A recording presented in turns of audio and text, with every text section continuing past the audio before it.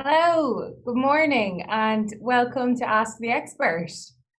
Um, I hope everyone's had a wonderful Easter. I'm Tina, MD of Warner's Distillery, and I'm delighted to welcome you here onto the award-winning daily series from 8:30 a.m. to 9 a.m. to help small businesses.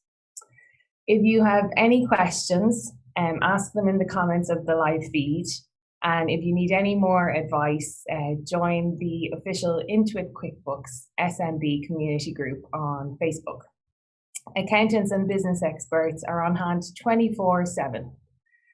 During the live session, we'll be running a poll. It should hopefully come up below me in the comments. So please do engage with it, and I'll reveal the result at the end. Today, Ask the Expert celebrates its 1-year anniversary, and three people will be able to win an Oculus Quest 2. To enter, ask me a question in the live feed of Facebook or YouTube, and the winner will be contacted by Intuit QuickBooks later today. So there we go. I really am really looking forward to your questions. Hopefully I can answer them all. So do pop them in the live feed. And yeah, looking forward to speaking to you. So I'm just going to tell you a little bit about me, about Warner's and what we do, and about how we scaled. So I'm Tina. I'm founder and MD of Warner's Distillery.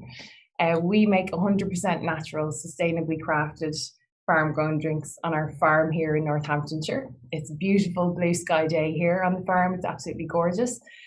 So I'm a farmer's daughter.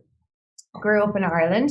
Background really in accounting and management. Went to Cardiff University first to study accountancy, and then went to Smurfit Graduate Business School to study a master's in finance. And then I found myself coming into the financial world because I really, really enjoyed the corporate finance elements of my master's and the venture capital elements of my master's. So came into investing in London, and I did that. I did investment consultancy for the first 3 years of my career, and I got my CIMA, so my Chartered Management Accounting.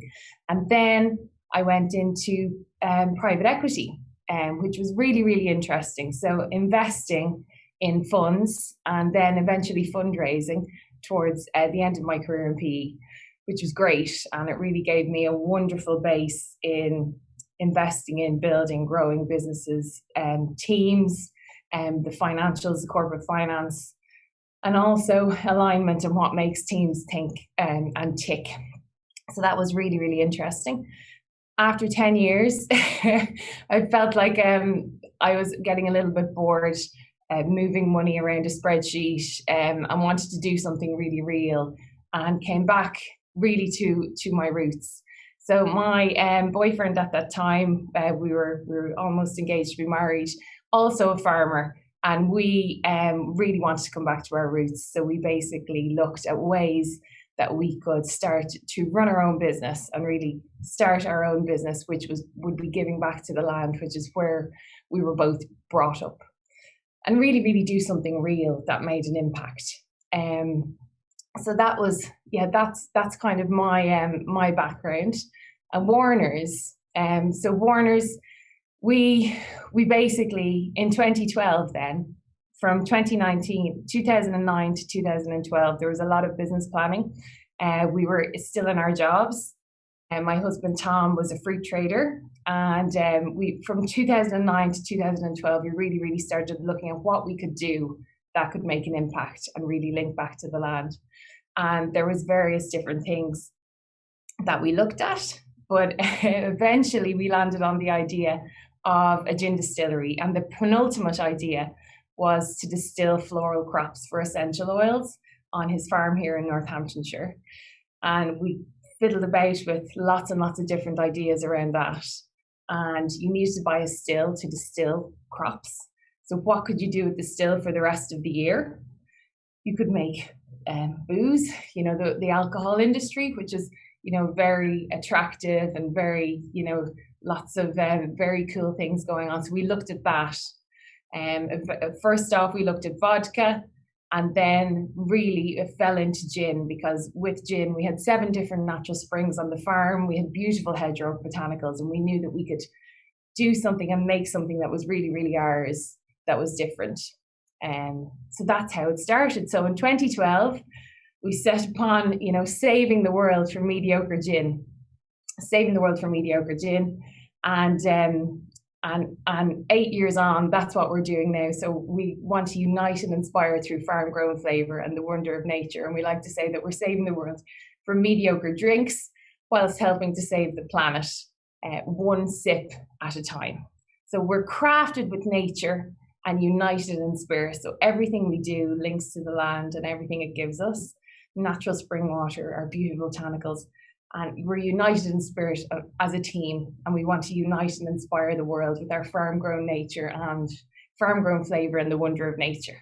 Best processed, best ingredients, so 100% natural, best equipment to really, really give the best flavour to bring people together. So that's Warner's in a nutshell, and that's our why, how, and what.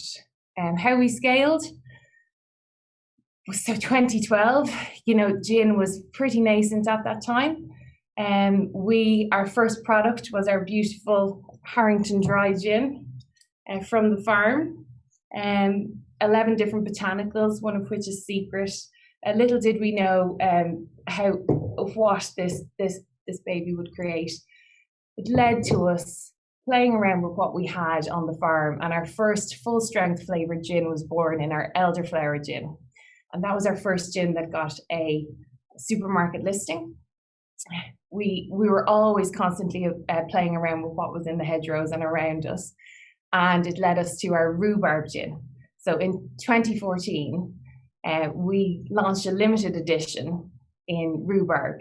And this Rhubarb gin is the first Rhubarb gin in the world. And also the creator, many say the creator of this absolutely crazy pink gin craze that we now see all over the UK and increasingly around the world. It's brought many gin drinkers into the category. Here she is. This is our beautiful rhubarb. So 1/3 of a bottle is fresh rhubarb juice. Really, 100% natural farm-grown drinks, and absolutely beautiful. It's beautifully sweet, tangy, and absolutely gorgeous with ginger ale, if you'd like to try it, if you're not a fan of tonic. And that's what we found, is that we brought so many non-gin drinkers into the category. This gin was one of the first to actually receive a listing at Waitrose in, I think it was late 2016. And from then on, this is the gin that really, really helped us to build this business. And to bring gin into the households of so many people through the UK.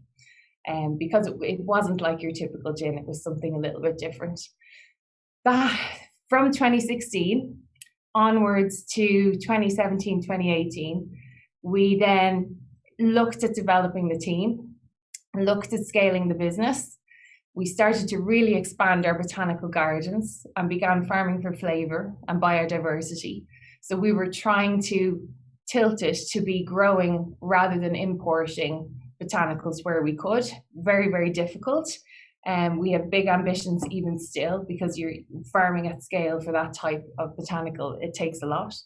But this helped us to drive innovation and drive really great partnerships. So one of our first really great partnerships was on our honeybee gin with the Royal Horticultural Society, and a portion of every bottle went to their pollinating projects.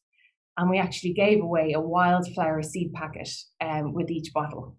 And a little bit went to the environment, and it went to educating for forage for bees and enabling pollinators. And we won our first sustainability award with our honeybee gin. So that was a wonderful achievement. We were delighted.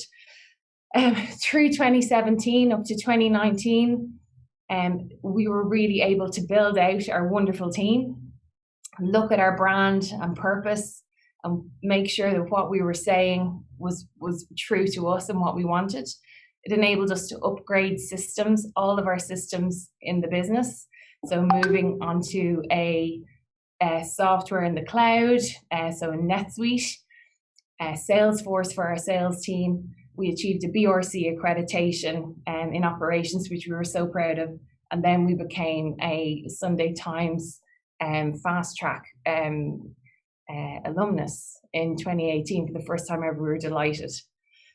And really then that enabled us to grow even further, to simplify our processes and really streamline what we were doing.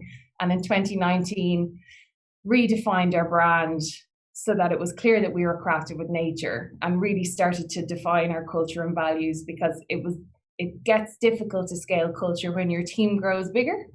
And also in 2019, we won a silver gilt for our Chelsea show garden, and we ended up meeting the Queen, which was actually absolutely wonderful.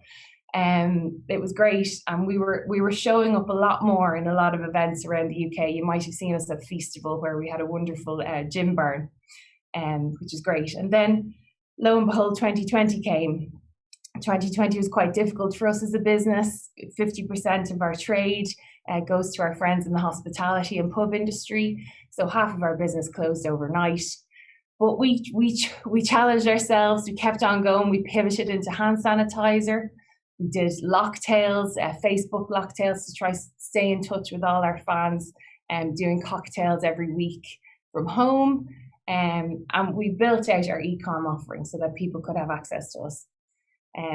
Our live virtual tours went across the UK, but it also introduced us into international markets. So we found that we were educating in New Zealand and Australia live virtually, which is wonderful.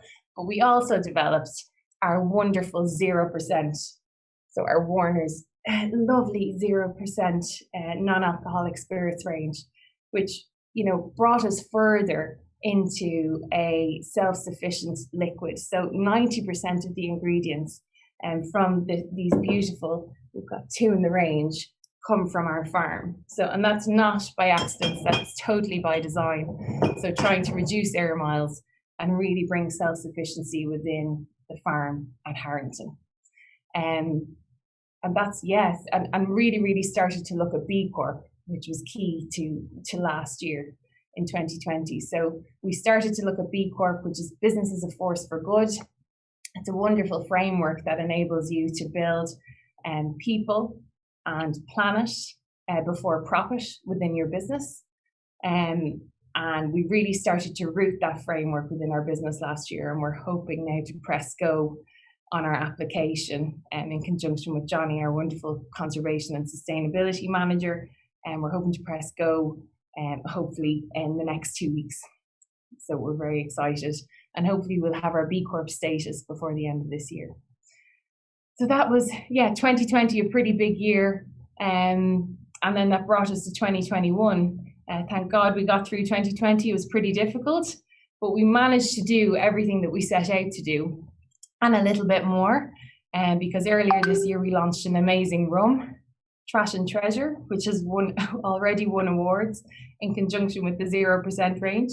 Which we're very, very proud of. This is our wonderful rum, Trash and Treasure. So it's taking weeds and waste, dandelion weeds to be exact, and waste peel from a local fruit processing factory, and it turns it into something beautiful. So a beautiful botanical spiced rum. And so here we are today, a team of 46. We're in 26 live export markets.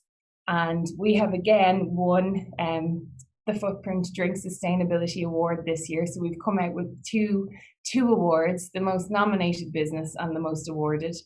And we're very, very excited to be doing more, to be rooting the environment and sustainability in everything that we do across Warner's. So that's it. That's how a very whistle-stop tour of how we scaled the business. And I know I've slightly run over time, but hopefully we have some questions.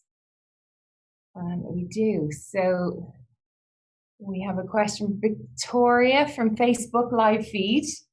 Has your company background in finance supported or helped you build a successful company? That's a really great question, Victoria. I think it definitely has.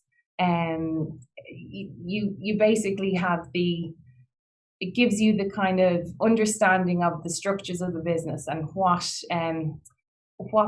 levers you need to pull in order to be running a good business, and the good, the ratios, and you need to always be, try to keep yourself in the green where possible, avoid being in the red, but also seeing other businesses grow, seeing the background financing piece as well is extremely important, because it gives you a more in-depth understanding. And where I was in fund investing, I was able to see that across, a lot of different businesses, an awful lot of different businesses. And you also see where businesses have failed. So it was very, very interesting, and I feel it gave me quite a great grounding for what we did in Warner's. And I think Tom, my husband, also knew that. So he kind of gently coerced me to come in and help him build the business. And yeah, it definitely has. So thank you for that question. Emily from the Facebook live feed. Hi, what have you learned from running a business that you wish you knew when you started? Whoa, that's a great question, Emily. There is so much. I'm just going to have a sip of my coffee. I've learned absolutely so much. I suppose if you surround yourself with brilliant people, the sooner you do that, the better. If you have the capability, if your business is really starting to earn and basically have revenues that's going to enable you to encourage really good salaries and attract people. As soon as you can, bring in people who are experts in the fields that you need them. It's great to be a generalist. You kind of have to do everything from day one. But you can't do everything absolutely brilliantly, and you're never going to be that expert. So the sooner you surround yourself with really amazing people, the sooner you're just going to start to take off. And similarly, if you figure out what your superpower is, which I think Tom and I, we definitely have our balance. So I'm more facts-driven, strategy, focus, process, all that stuff. Tom's extremely creative, idea-driven, and we basically do those superpowers quite well, the two of us. This kind of thing, Tom is absolutely wonderful at. This is more of a challenge for me. It's not something I do every day. But yeah, do your superpower. And try to also try out things, and don't be afraid to fail. So the number of times that we tried things and then, it just didn't go right, but you have to pull yourself back up again, fail fast and then get back up and try it again. In building the rhubarb, there were so many different things with the product, because working with rhubarb juice, it's full of pectin. It's very difficult when you mix it with alcohol. You have to, it took us well over a year or 2 years to get this product really right. Very difficult to work with natural ingredients. But had we just, failed and not tried again, we wouldn't have gotten to the place that we are. So you do have to push yourself forward. Trust your gut. Do trust your gut. When things don't feel right, it's probably for a reason. And I suppose just encourage ideas where you can, but also try to be realistic with the ideas and try to focus. If there's one thing over the past 2 years that we've really, really learned, is you can't do everything, and you have to really focus on the 1, 2, or 3 things, or maybe just the one thing that is going to push forward and is going to make the difference. But that's a really, really great question. Really great question, Emily. Freddie from Facebook Live feed. Good morning. What makes Warner's stand out? Does it have a particular flavour? Yes, there's a lot that makes Warner's stand out. So we are one of very few in the industry that really everything we do is 100% natural, real, from the farm. And, it's basically from a farm and not a factory, is what we like to say. Where we can, we grow the ingredients. where possible, and we're trying to replicate that flavour with local kind of heritage varieties rather than importing. So we're doing that a lot with what we do in the botanical garden with our test bed, but also in what we've done with lemon balm, so lemon verbena, lemon thyme, recreating the citruses that you otherwise would have to import. And we've really tried to replicate that with our new recipe, London Dry, as well. A lot of the flavour here is trying to limit the import of the citruses and use what we can grow on the farm for this beautiful, vibrant sweetness. There's very few others that do that, so it's really, really differentiated and makes us stand out. We're as real as they come, as authentic as they come, you know, all from our family farm. We have a wonderful team of legends that, you know, live and breathe this every day, and we are properly united in spirit. So I think what you see is what you get. We're not a manufactured, made up brand. We're real. Everything we do is real. And then, so thank you for that question, Freddie. I'm just having a quick look now. Aaron from Facebook live feed.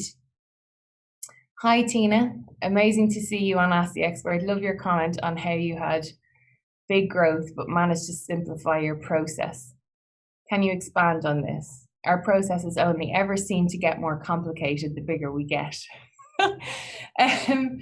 I think pre-growth, everything was done in a very kind of microscopic way. As you grow, you definitely need to create processes so things can live and breathe in a kind of a live system. And that means that, you know, that things won't fall down if I go on holiday or if a member of our sales team goes on holiday. So it's having the systems in place so that things can move on, whether that happens or not.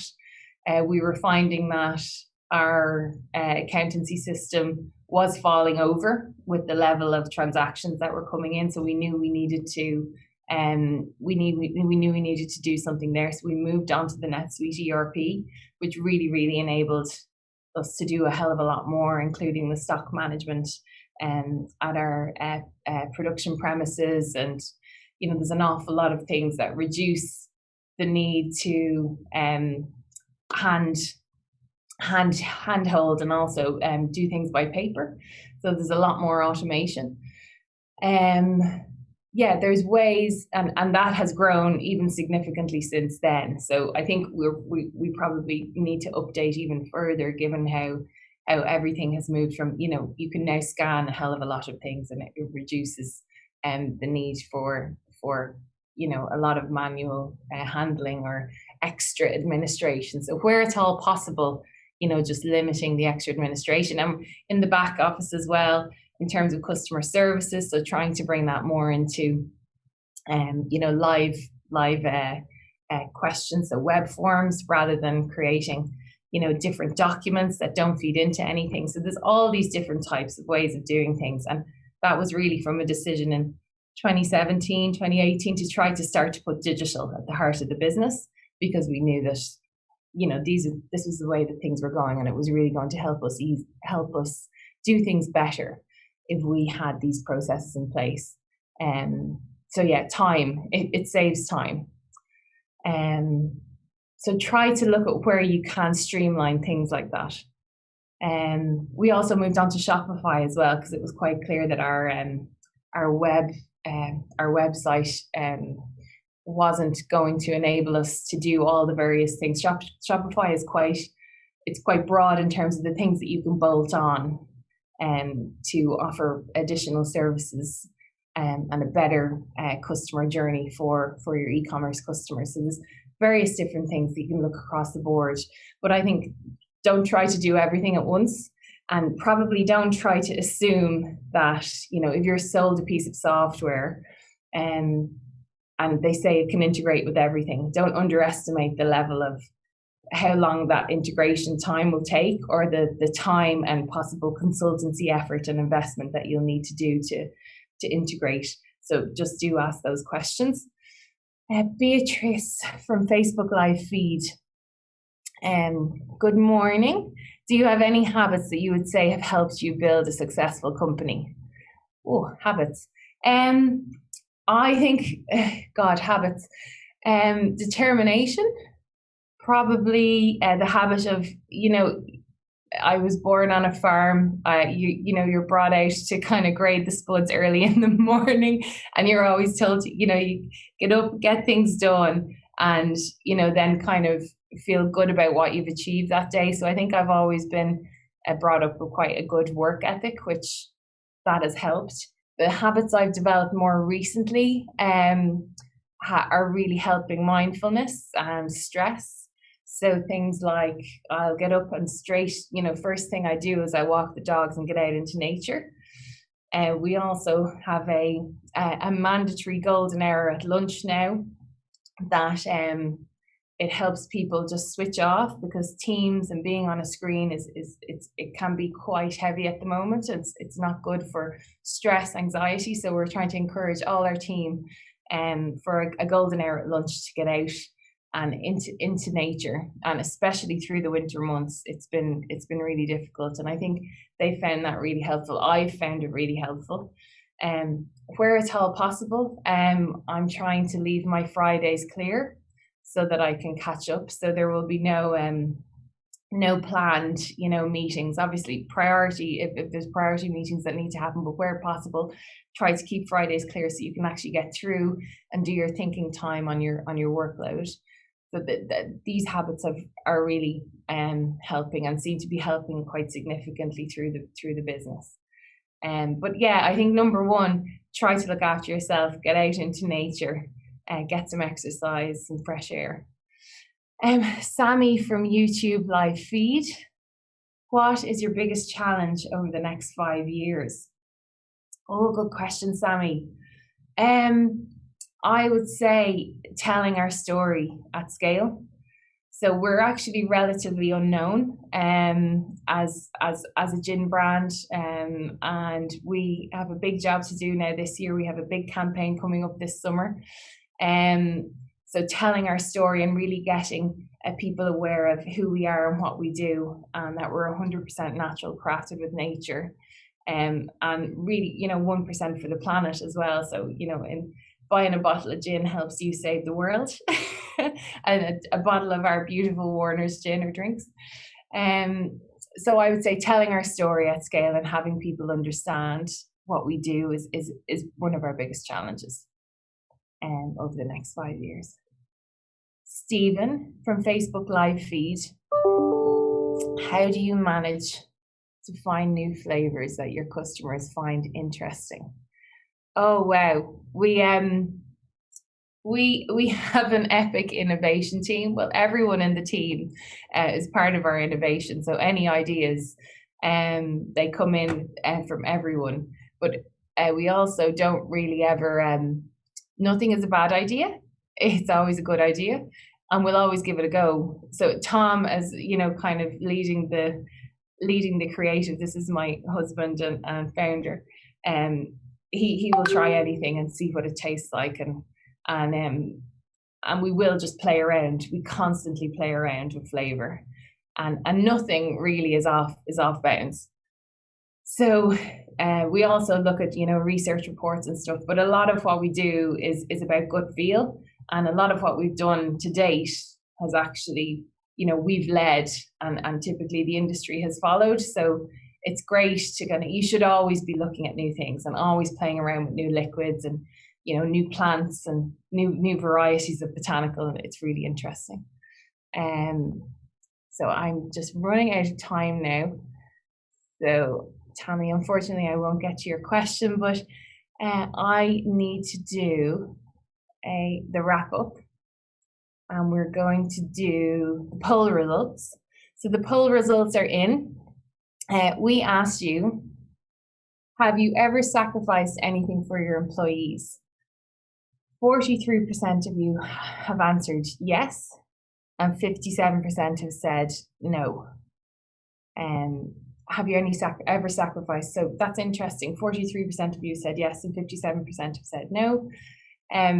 We don't, sacrificing for our employees, it's, God, to Tom and I, it's not a sacrifice, it's more an investment. So we just try to support everyone in what they can do. And I think it's not necessarily seen as a sacrifice.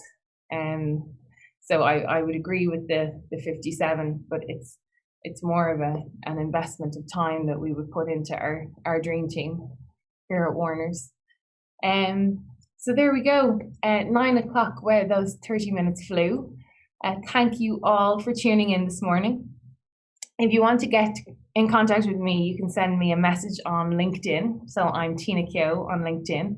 If you would like to try our beautiful liquid, for 15% off our farm shop, if you use group T15, so GROUPT15 on our web shop, on our farm shop, you can get 15% off.